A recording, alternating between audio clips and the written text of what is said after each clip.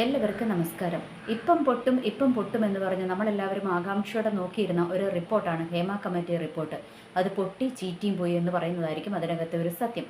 അതായത് അതിനകത്ത് പല കാര്യങ്ങളും അവർ പുറത്തു വിട്ടിട്ടില്ല. കോമൺ ആയിട്ട് എല്ലാവരും കാലാകാലങ്ങളായി പറഞ്ഞുകൊണ്ടിരുന്നതും ചർച്ച ചെയ്തുകൊണ്ടിരുന്നതുമായ കാര്യങ്ങൾ മാത്രമാണ് ഇവർ പുറത്തുവിട്ടിരിക്കുന്നത്.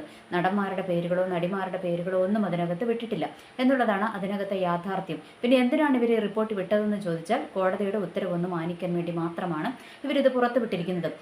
എന്തായാലും നമ്മൾക്കൊക്കെ ഇതിനകത്ത് അറിയാവുന്ന ഒരു കാര്യമുണ്ട്.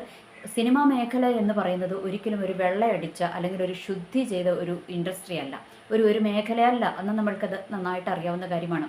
അവിടെ വേണ്ടാത്തതും അതിലപ്പുറവും അവിടെ നടക്കുന്നുണ്ട്. കഞ്ചാവ് കച്ചവടം, പെണ്ണ് കച്ചവടം, അങ്ങനെ തുടങ്ങിയ സകല മാറ്ററുകളും അതിനകത്ത് നടക്കുന്നുണ്ട് എന്നുള്ളതൊരു യാഥാർത്ഥ്യമാണ്. അത് എല്ലാവർക്കും പൊതുവെ അറിയാവുന്ന കാര്യം തന്നെയാണ്. പിന്നെ ഇവർ എന്താണ് റിപ്പോർട്ട് പുറത്തുവിട്ടിരിക്കുന്നത്, വിടാൻ വേണ്ടി കാത്തിരിക്കുന്നത്? നമ്മൾക്ക് കുറച്ച്